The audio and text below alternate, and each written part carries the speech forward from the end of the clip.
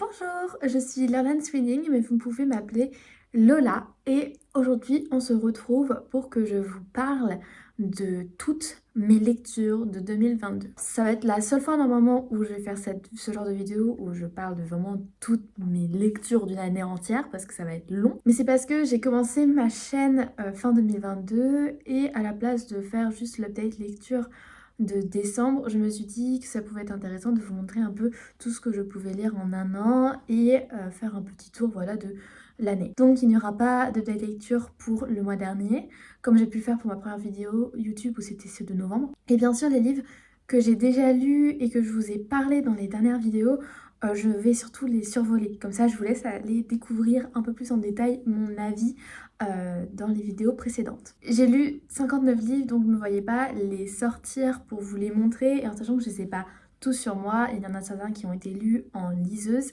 d'autres qui sont chez mon père ou dans des cartons surtout, et d'autres encore qui sont ici mis rangés. L'année dernière, en janvier, j'ai donc commencé l'année en lisant Le Dernier Magicien, le tome 2. C'est écrit par Maxwell. Alors j'ai que les noms de famille des auteurs, désolée d'avance.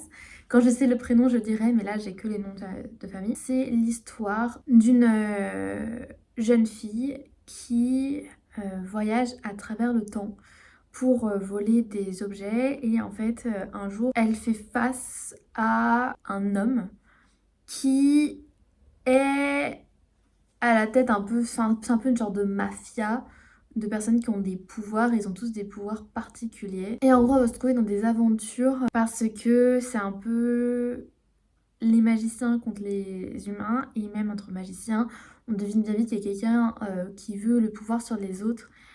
Donc c'est un peu un jeu de pouvoir. J'ai beaucoup aimé le premier tome, donc j'avais continué avec le deuxième tome en ce début d'année. Puis j'avais commencé mais jamais terminé le troisième tome, donc il n'est pas dans mes updates lecture. Parce qu'en fait au fur et à mesure de la lecture, on finit par être un peu déçu du livre. Il y a une romance qu'on aime bien, mais il y a plein de choses qui ne vont pas dans la lecture, on va dire. On perd vite l'intérêt, je dirais. Le premier tome était bien, le deuxième tome ça allait, le troisième tome un gros flop. Mais n'empêche, c'est assez... Il y a plein d'aventures, il y a une histoire d'amour, plein de personnages hyper intéressants à découvrir et un voyage un peu dans le temps. Pour les cours, j'ai lu Le Ravissement de Lolvestein de Marguerite Duras. Je ne vais pas m'étendre dessus, c'est un livre que je n'ai pas spécialement compris, comme également Le Vice-Consul que je lis un peu plus tard dans le mois. J'ai pas compris vraiment ces deux livres, je n'en vois pas spécialement l'intérêt parce que c'est pas mon style. Ça vient du mouvement du nouveau roman et personnellement je n'apprécie pas ce mouvement. L'écriture je l'apprécie pas. En fait j'ai quitté les livres en me disant mais qu'est-ce que j'ai lu, enfin pourquoi j'ai lu ça, où est l'intérêt de ce livre, où est-ce que ça a voulu m'emmener. Je comprenais même pas l'histoire et c'est ma prof qui m'a fait comprendre l'histoire et encore j'étais même pas sûre de l'avoir compris. C'est toujours intéressant de découvrir Marguerite Duras. Personnellement je n'ai pas apprécié son écriture. Mais tout ce qui est autour du nouveau roman, c'est hyper intéressant parce que c'est l'après-guerre, donc voilà. J'ai lu ma première BD de l'année 2022 qui était le 16e tome des Sisters de Cazenove et William. Si vous connaissez les BD Les Sisters, je pense c'est un peu connu de tous. C'est ces BD où on suit deux sœurs, Marine et Wendy, qui sont inspirées des vrais enfants de l'auteur, donc William. C'est plein de petites histoires, enfin vraiment, j'ai pas grand chose à en dire parce que c'est juste génial les Sisters et je vous conseille si vous avez jamais vraiment été intéressée par découvrir leurs petites histoires, c'est toujours très très drôle. C'est très familial, très doudou et c'est ce genre de lecture que moi je plonge assez facilement pour retomber en enfance. En janvier, j'ai découvert le premier tome de True Beauty de Yaongi, je suis désolée pour la prononciation. Donc c'était un webtoon qui est sorti en papier. J'ai trouvé hilarant ce premier tome, mais vraiment très très drôle, j'ai beaucoup apprécié. C'est une jeune fille qui, quand elle se maquille, elle est magnifique, les garçons se retournent sous son passage. Et quand elle n'est pas maquillée, soi-disant, elle est laide, personne ne veut d'elle, personne ne la regarde, etc. Et c'est très idiot comme façon de penser. Tout est tourné par rapport à la beauté et par rapport au fait que dès qu'elle est démaquillée, soi-disant, elle est moche alors que... Bon, voilà. Je suis pas trop d'accord avec ça. N'empêche, ça montre un peu la réflexion des adolescents où on est souvent en train de se dire qu'on n'est pas très beau et que le maquillage ça nous aide à être quelqu'un d'autre. Mais c'est très très drôle, les dessins sont hyper beaux et j'ai lu du coup en fin d'année, j'ai relu le premier tome et également le deuxième tome et ça reste sur cette lignée vraiment très sympathique. Je pense qu'à un moment donné je vais m'en lasser. Pour l'instant ça va, j'ai acheté les troisième et quatrième tomes donc je vais les découvrir dans peu de temps je pense. et il semblerait qu'il y aura un triangle amoureux. En février, j'ai commencé le mois en lisant numéro 2 de Fankinos, je sais plus, David Fankinos, je crois que c'est son prénom. Alors numéro 2, c'est hyper intéressant, moi j'ai vraiment adoré le lire. C'est l'histoire d'un garçon qui a fait le casting pour jouer Harry Potter parce qu'il a adoré les livres et il va à tout prix faire ce casting. Et en fait ça fonctionne hyper bien son casting, il va jusqu'à être le numéro 2.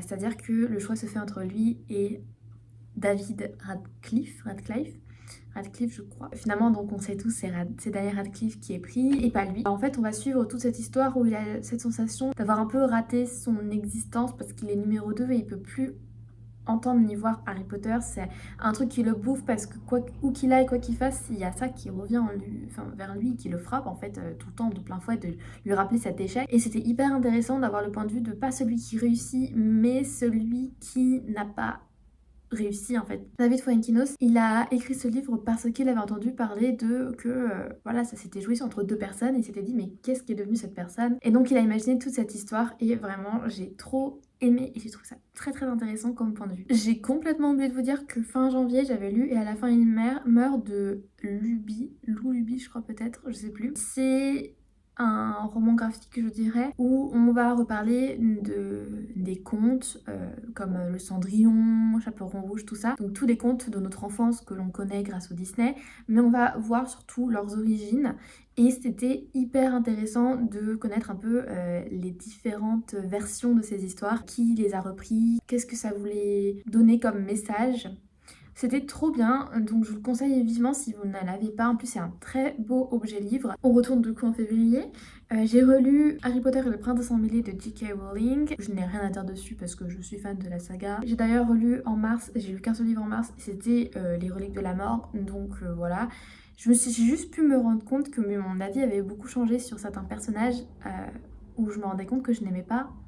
Par exemple, Hermione. Alors ne me criez pas dessus en commentaire.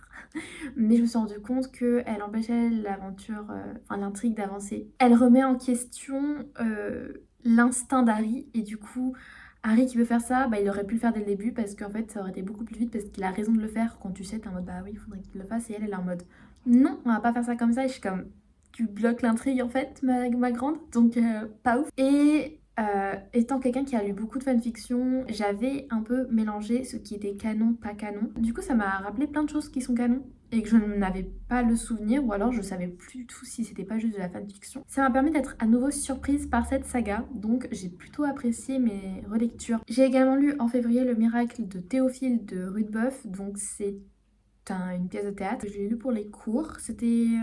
J'en ai pas beaucoup de souvenirs. Théophile, c'est quelqu'un qui a tout donné donc dans sa religion, etc. Je sais plus, il travaille comme en tant que peut-être prêtre, quelque chose dans ce genre. Je suis désolée, mes souvenirs sont très flous et je connais très peu de choses dans la religion, donc je m'excuse pour ceux que je peux offenser. Ça fait des années qu'il est dans tout ça et en fait, il a l'impression de ne rien avoir en retour. Et il va s'en plaindre et en fait il va décider de vendre un peu son âme au diable pour réussir. Ce qui fait qu'il va monter en échelon, sauf que du coup il devient un peu cruel et méchant et il ne devient pas quelqu'un de bien. Et en fait un jour il se rend compte de ce qu'il a fait et qu'il aurait peut-être pas dû le faire. Et il va essayer de supplier la Sainte Marie pour qu'elle lui le pardonne. Et en fait c'est donc le miracle, c'est parce que la Sainte Marie accepte ses excuses et va l'aider à se sauver des mains du diable. J'ai lu alors une BD ou un roman graphique, je crois que c'était une BD mais je ne suis plus sûre qu'on m'a prêté, c'était Olympe de Gouges de Catel et Bocquet, qui suit en fait toute la vie de Olympe de Gouges, donc c'était hyper intéressant si vous ne connaissez pas beaucoup ce personnage historique. Je vais peut-être vous expliquer un peu qui c'est, parce que je sais qu'on n'entend pas spécialement parler d'elle en cours et c'est toujours intéressant. Moi j'ai eu la chance d'avoir un professeur qui nous a parlé d'elle, mais ça peut arriver si vous êtes face à quelqu'un qui est contre le féminisme tout simplement ou qui est bien ancré dans le patriarcat, qui ne vous parle pas du tout d'Olympe de Gouges. Donc Olympe de Gouges, elle appartient à la Révolution française, elle appartient à tout ce moment-là. Elle s'est battue pour les droits des femmes dans ces années-là parce qu'il y a eu la Déclaration des droits de l'homme et de l'indépendance qui, si vous ne le savez pas, n'est que par rapport aux hommes, les garçons. Et je crois que les personnes de couleur ne sont pas aussi inclus dedans, si je me souviens bien. Nous, de nos jours, on dit que c'est les droits de l'homme des hommes en mode nous aussi, inclus en mode homme avec un grand H. Ce n'est pas le cas historiquement pour inclure les femmes parce qu'on est aussi des êtres humains en fait, on existe. Elle a écrit la Déclaration des droits de la femme et de la citoyenne, voilà, qui n'a pas plu, hein. D'ailleurs, tout simplement le fait qu'elle parle et qu'elle prenne la parole ne plaisait pas du tout aux hommes. Donc elle a fini par être exécutée si je ne me trompe pas. Donc c'était hyper intéressant de retracer un peu sa vie, son parcours. On voit qu'elle a fait plein d'autres...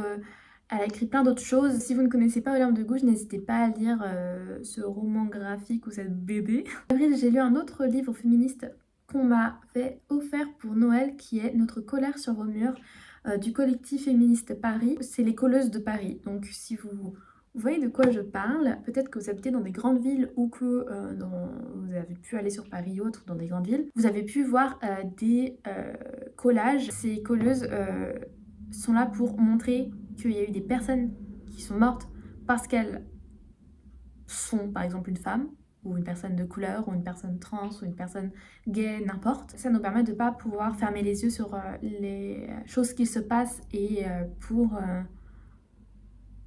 susciter une émotion. Donc ils ont écrit un livre qui retrace un peu tout leur travail, tout leur projet, tout ce qu'ils font. Ça donne envie vraiment de participer au mouvement, de les soutenir en fait et juste c'était une lecture un peu coup de poing parce qu'il y a des témoignages, pourquoi les personnes ont voulu rentrer dans ce collectif et on a beaucoup de collages aussi, d'images de collages.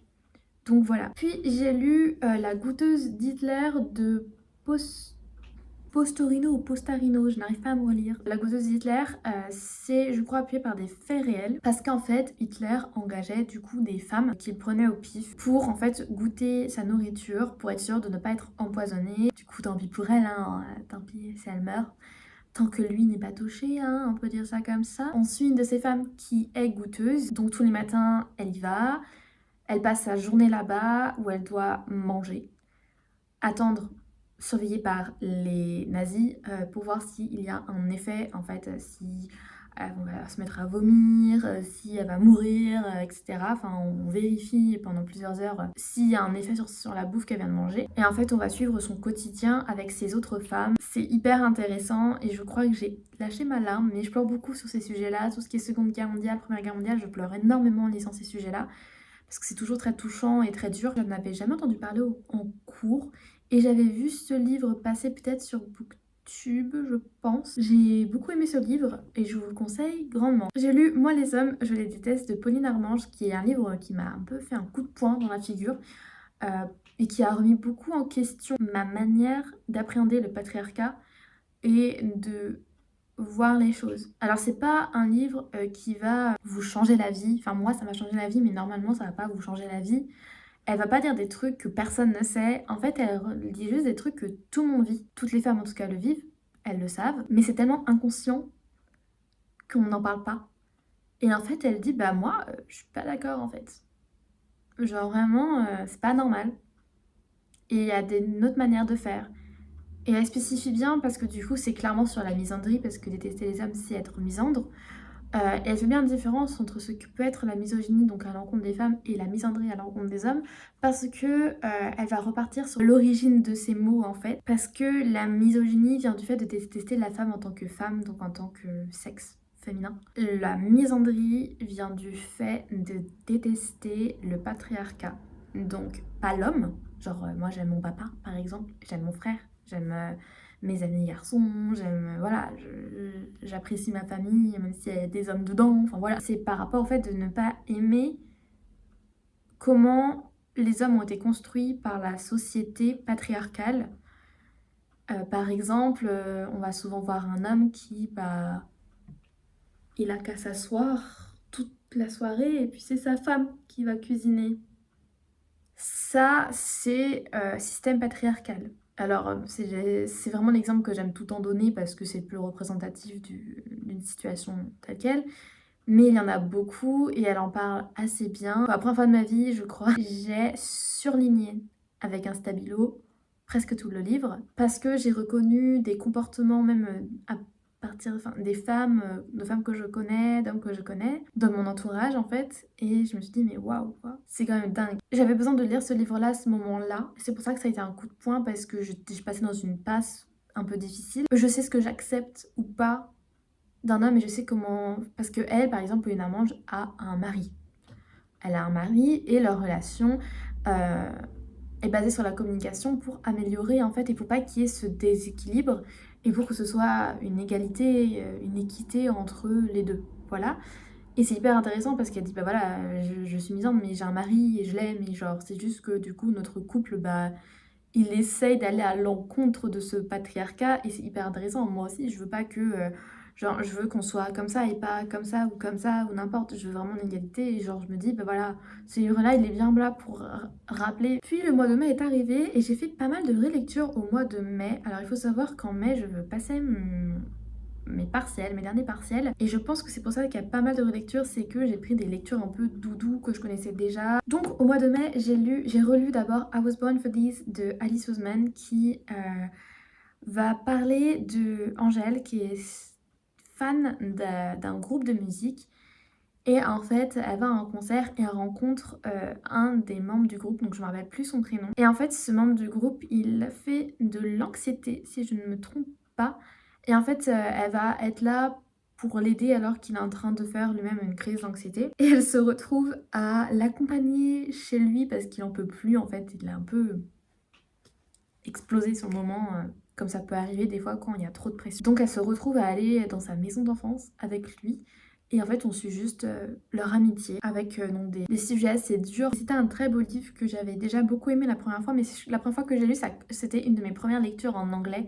Je commençais récemment à mettre les pieds dedans et du coup là, le relire, ça m'a permis de mieux comprendre l'histoire et j'ai beaucoup plus pu apprécier ce livre. Je sais qu'il y a une nouvelle version qui est sortie pour la publication aux États-Unis et les livres sont magnifiques. Donc j'ai très envie de me racheter tous les livres de Alice Oseman dans ces éditions-là parce qu'elles sont extrêmement belles. Je sais pas si je vous mettrai une petite photo là, mais peut-être. Je vous conseille à fond les Alice Oseman de toute façon pour commencer la lecture en anglais et aussi parce que elle est très ouverte d'esprit, donc il y a beaucoup de représentations. Et juste, les histoires sont très belles et très touchantes. Puis j'ai lu Et tu n'es pas revenu de Laurie Dan Yvan, si je me trompe pas dans son nom de famille. Alors, c'est encore un livre sur la Seconde Guerre mondiale, très fin que j'ai lu en une journée même pas. Si je me souviens bien, c'est une lettre d'une femme à son papa, si je ne me trompe pas, hein, qui a dû partir dans les camps et j'ai beaucoup pleuré en lisant ce livre parce que c'était très très très très beau. C'est une vraie lettre, enfin, c'est vraiment quelqu'un qui parle à son papa quoi. Donc c'est ce que je me rappelle, ça se trouve c'est pas du tout son papa, mais je crois. Et je vous le conseille vraiment parce il est très poignant et je pense que je vais me relire parce que j'ai du mal à me souvenir là de quoi ça parlait. Mais c'est quelqu'un qui repart sur ses souvenirs d'enfance et c'est très beau. C'est très très beau et très très triste surtout. Puis je me suis fait la relecture de Heartstopper tome 1, 2, 3 parce que j'avais pas encore le 4 que je me suis acheté et que j'ai lu en décembre. Donc je vais aussi vous parler du 4 comme ça, enfin voilà, de la série en elle-même. Donc Heartstopper c'est un roman graphique où on suit Nick et Charlie qui sont deux lycéens qui vont tomber amoureux. En fait, Nick est bisexuel et Charlie est gay. J'ai lu ce livre après avoir vu la série parce que la série était sortie sur Netflix en début d'année. Et la série, je l'ai regardée au moins 6 fois. Un petit peu addict à cette série, je vais pas mentir. J'aime beaucoup cette série et j'aime beaucoup les livres. Je trouve que la série représente extrêmement bien les livres. Enfin, vraiment, elle est parfaite, mais vraiment parfaite. Et du coup, les livres sont très très doudous, ils sont très beaux. Et l'histoire fait du bien en fait, même s'il y a des sujets très difficiles, surtout dans le quatrième tome, par rapport aux troubles du comportement alimentaire. Mais je vous conseille de découvrir quand même ces livres-là, parce qu'ils sont vraiment bien. Et en plus, ça vous permet de commencer dans la littérature anglaise. Pour lire en anglais, tout ça, n'hésitez pas. La VO, c'est un bon début pour la VO, vraiment. Je vous le conseille à fond si vous voulez mettre un pied dedans mais que vous n'osez pas trop. Là, c'est un roman graphique et du coup, vous y allez dedans tranquillement, vous voyez. Après ça, j'ai continué avec Alice Oseman. Vraiment, c'était le mois Alice Oseman. Je me suis refait Radio Silence. Alors, j'avais lu aussi ce livre il y a quelques temps maintenant, peut-être en 2020. C'est un des premiers de l'autrice, si je me trompe pas, mais je ne suis pas sûre. Je crois que c'est Solitaire son premier, mais je crois que Radio Silence a suivi assez rapidement. On suit Aled et France. L'une est complètement fan d'un podcast et l'autre en fait est juste l'auteur du podcast. Donc ils vont travailler ensemble et en fait ça va beaucoup parler de la réussite scolaire, le fait de se sentir obligé en fait, surtout pas des obligations un peu de faire des grandes études parce qu'on est bon au niveau scolaire, de tout ce que ça peut amener de nous se forcer à faire de grandes études, cette pression en fait sociale par rapport à ça. Et en fait j'ai eu ça vraiment, j'allais passer mes partiels.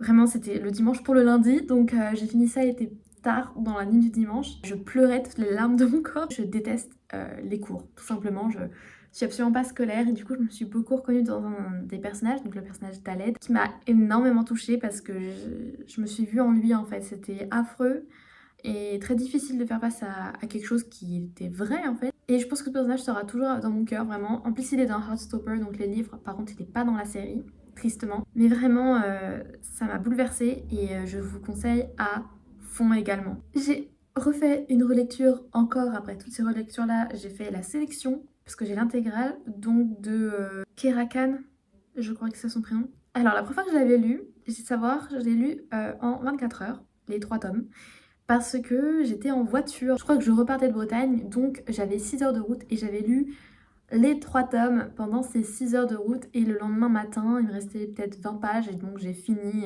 le troisième tome. Et en fait, j'avais tellement lu trop vite que je n'avais aucun souvenir de ces livres-là, donc j'avais pris le mois de mai pour relire ces livres-ci, qui sont quand même rapides à lire parce que j'ai pas dû prendre beaucoup de temps non plus à les relire. On suit America, qui vit une vie tout à fait normale. Elle a un petit ami qu'elle voit en cachette. Et en fait, dans le même temps, il y a des recherches, un peu une audition. On est dans un monde où c'est un peu post-apo, où l'Amérique s'appelle plus... Enfin, c'est plus l'Amérique. Et c'est, je sais plus trop quoi le nom, mais il y a une monarchie, etc. Et en fait, le prince a l'âge pour trouver une fiancée, ce qui fait qu'il y a toujours, depuis plusieurs années maintenant, cette organisation qui fait qu'ils organisent en fait une télé-réalité un peu pour sélectionner la future reine. Euh, ils prennent une fille par état, en gros, pour représenter donc son état. Et America, de base, elle veut pas le faire parce qu'elle est en mode j'ai un mec, ça m'intéresse pas, je ne veux pas. Elle finit quand même par se proposer, sauf qu'elle est prise, ce qui est pas du tout attendu parce qu'elle est en couple en fait, et elle part là-bas, elle a le cœur brisé je crois parce que son petit ami lui fait un peu un coup dans le dos. Et en fait, alors je crois que le prince s'appelle Markson, un truc comme ça, et elle finit par tomber amoureuse de Markson. Donc elle est dans un triangle amoureux parce qu'il faut choisir, et en même temps elle se fait des amis, des ennemis, parce que il y a toutes les autres femmes qui veulent le trône, ou Markson. Il y en a qui sont là pour l'amour, d'autres qui sont là parce qu'il y a l'ambition d'être reine. J'ai beaucoup aimé ma lecture, mais c'est le genre de truc où on oublie vite, comme si vous lisez trop vite, vous oubliez trop vite. Mais c'était vraiment bien. Je sais que l'autrice a pas arrêté de développer son univers, mais que ses livres sont moins bons que la sélection. Donc je suis toujours dans le doute, est-ce que je m'achète les autres livres ou pas. Et la fin de mai, j'ai lu Vicious de V.E. Schwab, le premier tome. J'avais ce premier tome depuis très longtemps dans ma palle. J'avais demandé le deuxième tome au Noël 2021 et je l'avais pas reçu parce que j'avais demandé à ma grand-mère, et ma grand-mère a juste donné le papier où il y avait écrit le nom de l'autrice avec le livre, et la personne de l'espace culturel de l'Éclair a réussi à sortir un troisième tome d'un livre qui n'est pas du tout avec le même nom d'auteur, qui s'appelle... Et le troisième tome, c'était un truc qui n'avait rien à voir avec ce que je voulais. C'était un livre érotique, dark romance même. Donc comment vous dire que je n'ai jamais lu ce livre parce que c'est pas du tout mon genre.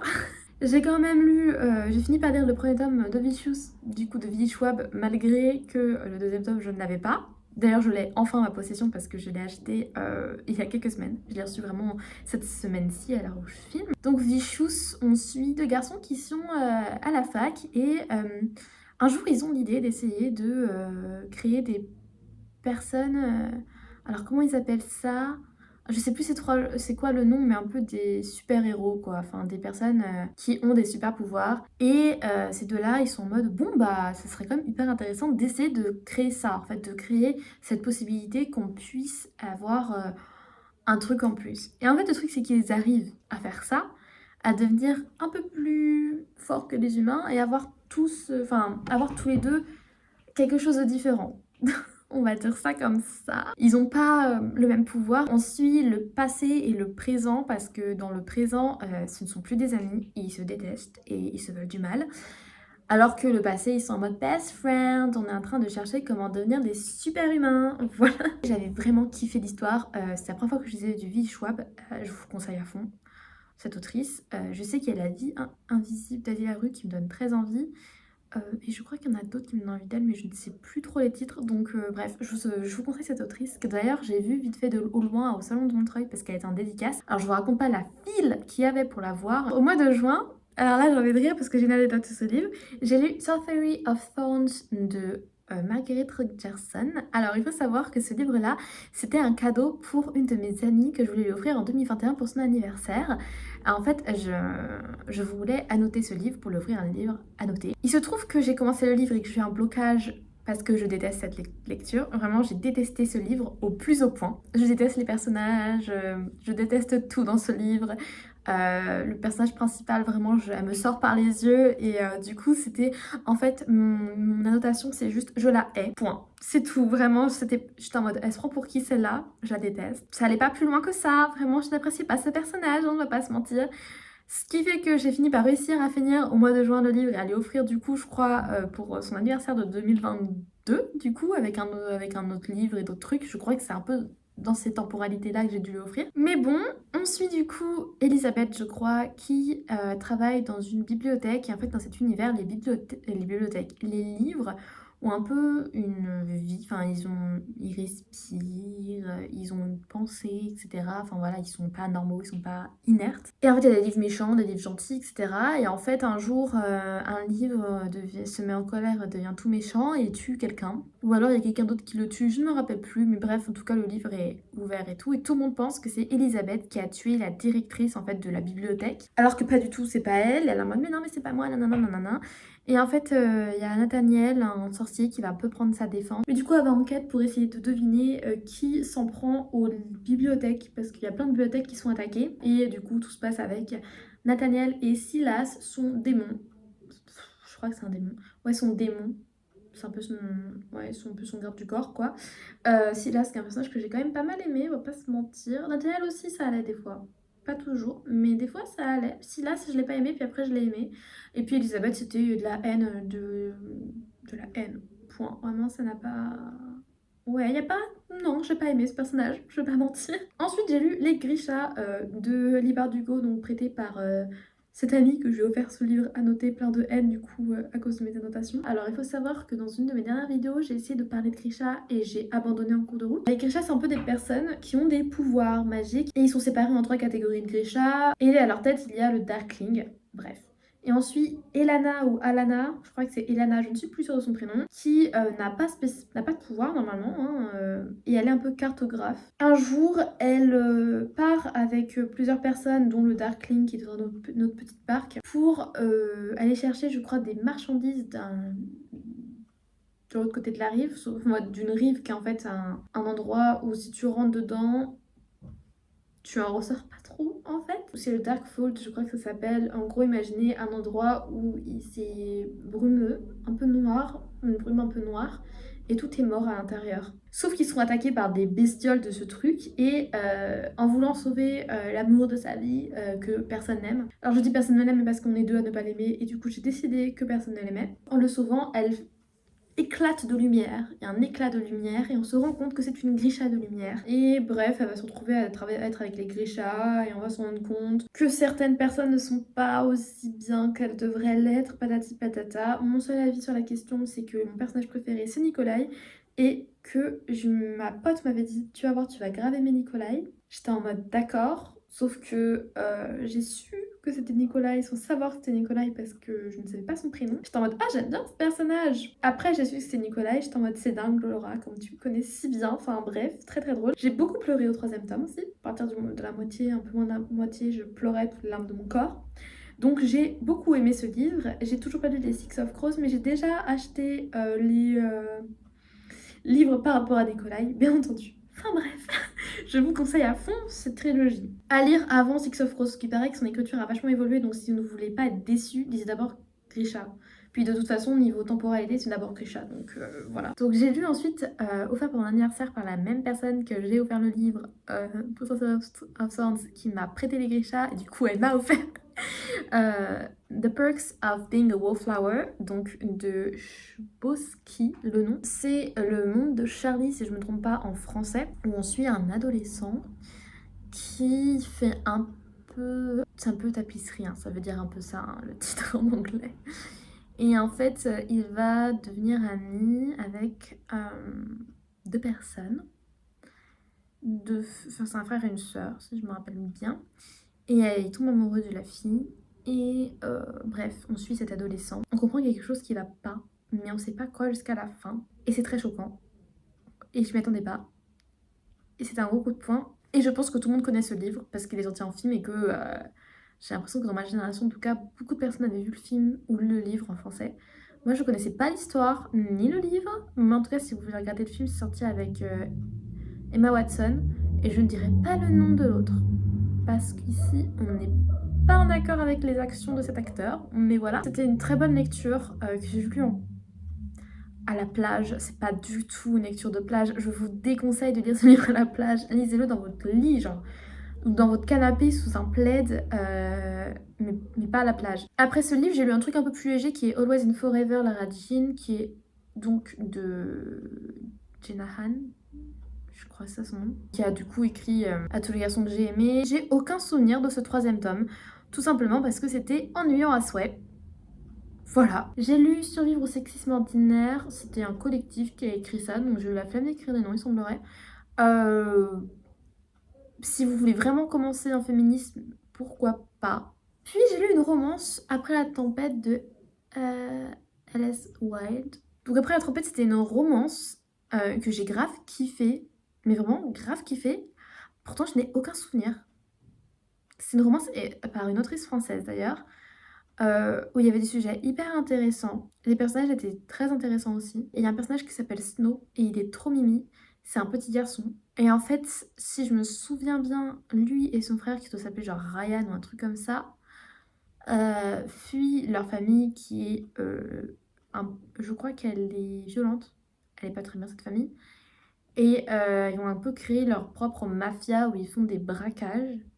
Et en même temps, il y a une fille qui est là de base pour infiltrer le groupe parce qu'elle veut se venger de quelque chose par rapport à ce groupe. Et en fait, il y a une romance entre elle et le grand frère de Snow. Et elle est très proche de Snow parce que Snow est trop mimi. Et elle lui apprend à lire. Bref, c'était une très bonne romance. En vrai, je suis pas trop dans ce genre de délire de romance, mais c'était une très bonne romance que je vous conseille. Et je vous conseille surtout d'aller lire mon avis sur Instagram parce que j'avais fait un post dessus. Voilà, que je vous mets juste là en photo. Peut-être avec ce qu'il a écrit aussi. Puis après, je me suis dit un peu de Bitolite, comme dit Nina Quill. C'est Mercy Thompson, le tome 2, de Patricia Briggs. C'est une fille qui est mécano, donc déjà, j'adore. Et en fait, elle est coyote à la fois. C'est une coyote. Et en fait, ses voisins, ce sont des loups-garous. Et on suit un peu toutes les aventures, tous les problèmes qu'il y a, etc. Et là, c'était par rapport aux vampires. Je sais que j'ai encore quelques tomes dans ma palle. Je les ai pas tous achetés, mais je compte tous me les acheter parce que j'aime trop les lire. Je l'ai hyper vite et c'est surtout mais hyper... Pour moi c'est très doudou comme lecture. Je vous conseille à fond cette saga qui est peut-être un peu longue. Mais elle est sympa et elle est drôle. Ah, vraiment je rigole bien. Et j'ai fini le mois de juin en lisant King Kong Theory de Virginie Despentes que j'ai pas spécialement plus apprécié que ça. C'est pas le genre d'écriture que j'apprécie particulièrement. C'est important pour moi de lire parce que je sais que beaucoup en parlent comme quelque chose de très important dans le féminisme, etc. Il y a beaucoup de choses où je sais pas trop si j'étais d'accord avec elle ou pas. J'étais un peu perplexe. Donc c'est pas mauvais mais c'est toujours intéressant à lire pour le féminisme. Donc voilà. Au mois de juillet, j'ai commencé le mois en lisant Gone, le tome 2 de Michael Grant, je crois qu'il s'appelle. Le tome 2 est horrible. Donc voilà, j'ai de très mauvais souvenirs parce qu'il m'a traumatisée à mort. On parle un peu de cannibalisme. Je ne peux pas regarder de films, ni lire de livres, ni quoi que ce soit par rapport au cannibalisme parce que je fais des cauchemars sur ça à longueur de temps. Donc comment vous dire que je n'ai pas apprécié ma lecture du tout. Mais le premier tome était hyper intéressant parce que c'est des gens, enfin des collégiens, des collégiens, primaires, maternelles, des très jeunes, en tout cas moins de 16 ans, qui sont au début en cours, tout va bien, etc. Puis d'un coup, tous les adultes et toutes les personnes de plus de 16 ans disparaissent et ils se retrouvent tout seuls et ils ne peuvent pas sortir de leur ville et ils doivent survivre. Le premier tome j'ai grave aimé, le deuxième tome du coup m'a dégoûté et j'ai peur de lire la suite parce qu'il paraît que c'est de pire en pire. J'ai eu Le Prince Cruel, Le Roi Maléfique et La Reine sans royaume de Holly Black. Je les ai lus d'affilée, j'ai tellement aimé ces livres, mais vraiment tellement aimé ces livres parce que j'adore la politique. Vraiment j'adore quand il y a un truc politique dans la littérature et surtout dans la fantasy, donc moi j'étais à fond. Ensuite Jude qui quand elle était petite, en fait ses parents se sont fait assassiner. Le mec qui a assassiné ses parents l'a pris elle et ses sœurs pour les emmener au royaume et les élever comme ses filles, en sachant que l'une d'elles était sa fille, mais les deux autres pas du tout. Et en fait, c'est des seules humaines face à des faées. Donc, Jude, elle se fait lyncher, en fait, avec sa sœur jumelle, elles se font mais lyncher tout le temps. Sa sœur jumelle a décidé elle devait supporter ça et souffrir en silence. Chacun sa méthode pour survivre. Et elle protège surtout les failles en mode « Non mais... Jude, c'est pas bien de se rebeller. » Ici, on déteste Tarine. On la déteste du premier tome au dernier. Par contre, Jude, je trouve que c'est la meuf la plus badass au monde qui décide vraiment... je crois qu'elle dit un truc du genre qu'elle veut être pire que genre un truc comme ça. Et j'étais comme... My girl. Dans le premier tome, il se passe un truc de dingue, ce qui fait que ça chamboule tout et que... c'est incroyable. Vraiment, j'ai trop kiffé les intrigues politiques. Alors, la romance n'est pas au milieu de tout ça, parce qu'il y a une romance, mais elle n'est pas au milieu, vraiment. C'est pas le principal. Le principal, c'est les intrigues. Pour moi, c'est les intrigues poétiques, le principal, et après le reste. Et c'est trop bien, c'est trop bien. Je vous conseille à fond, mais à fond, mais à fond. Et après ça, en juillet, j'ai lu L'énigme de la chambre 622 de Joël Dicker que j'ai grave aimé. Alors, je sais que beaucoup ont été déçus en lisant ce livre parce que je suis sûre que tout le monde s'attend à ce qu'il fasse que des best-sellers. Mais excusez-moi, ce n'est pas possible en tant qu'auteur de n'écrire que des best-sellers. C'est un peu inhumain, si je puis me permettre. Enfin bref, donc L'énigme de la chambre 622, on suit plusieurs temporalités. On suit Macaire, je crois, une semaine avant un événement où il se rend compte qu'il va peut-être ne pas devenir président de la banque de son père parce que son père a décidé de changer un peu les règles et que il y allait avoir un vote un peu du conseil pour choisir le prochain président, que ce ne sera pas fait de manière familiale. Et à côté, on suit Joël Dicker, donc l'auteur, qui décide de prendre un peu de temps pour lui, de partir en congé parce qu'il vient de se faire un peu larguer comme une merde. Donc il part dans un hôtel, il rencontre Scarlett qui va l'amener à faire une enquête sur une certaine chambre qui n'a pas le numéro 622 mais 621 bis si je me souviens bien. Il veut savoir le pourquoi du comment. Il y a entre ces deux temporalités, il y a un événement commun bien entendu. Donc c'est hyper intéressant. En même temps il fait un hommage à Bernard de Fallois qui était son éditeur, qui est décédé. Et on a aussi tout ce qui est par rapport à l'écriture, enfin l'enquête, enfin tout est incroyable. De toute façon, moi j'adore Joël Dicker. Comment écrire ses personnages, c'est un truc de malade. J'ai commencé le mois d'août en lisant The Unhoneymooners de Christina Loren. J'ai trop aimé ce livre d'avance, j'ai trop aimé ce livre. On suit le personnage féminin principal dont je n'aimerais pas le prénom et le personnage masculin que je n'aimerais pas le prénom. Elle a une sœur jumelle, si je ne me trompe pas, qui se marie avec le frère d'un gars qu'elle déteste. Ce mariage, tout le monde tombe malade parce qu'ils ont mangé des fruits de mer, périmés un peu, sauf elle et le mec. Et en fait, il se trouve qu'il y a la lune de miel qui ne peut pas être remboursable, ni annulée, ni rien du tout. Donc, c'est soit tu y vas, soit tu perds le truc. Et ça les fout un peu mal. Donc, la meuf qui vient de se marier, elle dit à sa sœur, tu peux y aller. Le mec qui vient de se marier, elle dit à son frère, tu peux y aller. Du coup, ils se retrouvent tous les deux à y aller alors qu'ils se détestent. Et en fait, ils se rendent compte que bah non, ils se détestent pas tant que ça, en fait. Et que même ils s'apprécient plutôt pas mal. J'ai trop aimé, c'est la première fois que je lisais un Christina Loren. Alors il faut savoir que je vais continuer à lire des Christina Loren parce que j'adore. Si l'été vous manque, n'hésitez pas à vous plonger même actuellement dans cette lecture pour vous rappeler le beau temps, le soleil, la chaleur. Et après j'ai lu du coup Josh and Hazel's Guide to Not Dating de Christina Loren aussi. Il faut savoir que en fait c'est des livres que j'ai demandé à mon anniversaire et en fait j'avais pas remarqué que c'était les mêmes autrices. Quelle bonne surprise quand j'ai lu en fait les noms des autrices et j'étais en mode ah c'est les mêmes personnes. Dingue! En fait, Josh and Hazel's Guide to Not Dating, c'est deux personnes qui se connaissent depuis le collège, l'université. Et en fait, Hazel, à chaque fois qu'elle croise Josh, elle se ridiculise un peu devant lui, genre elle lui vomit sur les chaussures, ou elle est en train de faire l'amour avec son coloc. Et en fait, ils se revoient quelques années plus tard, alors que ils ont dans leur vie adulte en fait, pendant une soirée. En fait, une de ses collègues est la sœur de ce garçon. Hazel a en tête de devenir la meilleure amie de Josh parce qu'elle est en mode, depuis le début, hein, elle est en mode je vais devenir son meilleure amie. Et bah, bien sûr, c'est une romance. Et j'aime énormément Hazel, qui est clairement Jess dans New Girl. Vraiment, si vous cherchez une représentation, c'est elle. Parce qu'elle est prof. Elles sont toutes les deux aussi solaires l'une que l'autre. Et je trouve qu'elles se ressemblent tellement. C'est un peu sur le fait de ne pas changer qui on est pour la personne avec qui nous intéresse. J'ai fini le mois d'août avec une autre romance. J'ai adoré lire des romances cette année-là. Enfin, cette année-là, ce mois-ci en tout cas. Donc c'était Red, White and Royal Blue. Je sais pas si on dit MC Keystone ou Mac Keystone, mais je pense que vous voyez de qui je parle. C'est sorti, je crois, chez Lumen, si je me trompe pas, sous le nom de My Dear Fucking Prince.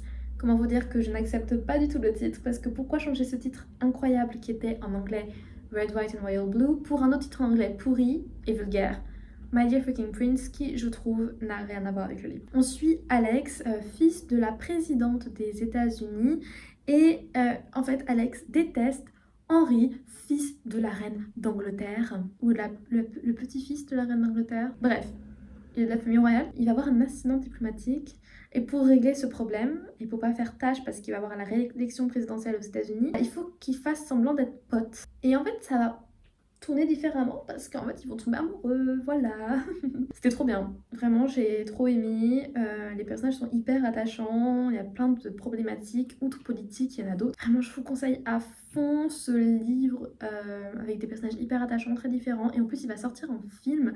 Je sais que le choix des acteurs déçoit beaucoup. Moi ça va, je suis pas déçue. C'est un peu pas exactement comme ça que je l'ai représenté, mais un peu quand même. Au septembre, j'ai lu un seul livre. C'était The Song of Achilles de Madeleine Miller. Alors, il est sorti en français sous le nom de Chant d'Achille d'ailleurs. Je l'ai lu en anglais moi personnellement. J'ai eu beaucoup de mal à commencer ce livre, il faut savoir. Mais j'ai fini par réussir à rentrer dans l'histoire et à pleurer toutes les larmes de mon corps, bien entendu. C'est l'histoire de Achille et de Patrocle. Il faut savoir que dans l'histoire un peu de la mythologie grecque, on suppose que Patrocle et Achille n'aient pas été seulement amis, mais plutôt amants, et du coup, ça suit cette lignée en disant qu'ils étaient amants. Je connais rien en mythologie, je vais pas mentir, donc c'était assez sympathique de découvrir les personnages que j'ai trouvé assez touchants. Je vais pas mentir que Patrocle m'a énormément émue. Et c'est pour ça que j'ai pleuré toutes les larmes de mon corps. Les personnages féminins, je les ai beaucoup aimés aussi, malgré que... bon, elles ont l'air un peu... Enfin, je parle de la maman surtout de Achille, qui est très méchante, mais en fait, moi, je l'ai beaucoup aimée, je vais pas mentir. C'est une trop belle histoire. Très triste. Très très triste. Juste, le problème, c'est je trouve que l'écriture, en fait, c'est très distant. Je sais pas comment vous dire, mais moi je me sentais un peu genre exclue de la narration. Je me sentais pas inclue dans l'histoire, vraiment, je regardais de loin et vraiment de très très loin. Et c'était un peu bizarre comme sensation parce que de base dans l'histoire tu rentres dedans, mais là j'étais vraiment comme s'il y avait un mur, une barrière qui m'empêchait de rentrer dans l'histoire. Mais ça va, c'était sympathique. Je sais pas trop si je vous le conseille, je suis toujours un peu perplexe, est-ce que je le conseille ou pas. Moi j'ai adoré pleurer sur ce livre et qu'il y a de belles citations, c'est joli à lire. En octobre, j'ai lu Les Chroniques des Bridgerton, le tome 7 et 8 de Julia Quinn. Alors, le tome 7 et 8 c'est sur Hyacinthe et Grégory, donc voilà.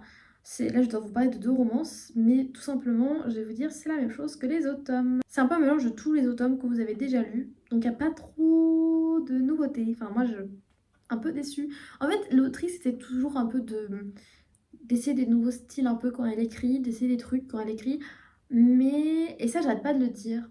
Mais je pense qu'il n'y a que moi qui comprends ce que je veux dire quand je dis ça. Quand elle parle de l'amour, elle décrit les sentiments amoureux, la sensation d'aimer, toujours de la même manière. Et pour moi, l'amour, c'est très vaste. Il y a plein de manières d'aimer quelqu'un, il y a plein de manières de montrer qu'on aime quelqu'un, et il y a plein de manières de ressentir des choses, en fait, tout simplement. Sauf que elle, c'est toujours la même chose. Enfin, pour moi, voilà, c'est très semblable. Mais pour autant, c'est de très bonnes lectures parce que tu poses ton cerveau et tu rentres dans l'histoire et t'es en mode l'amour.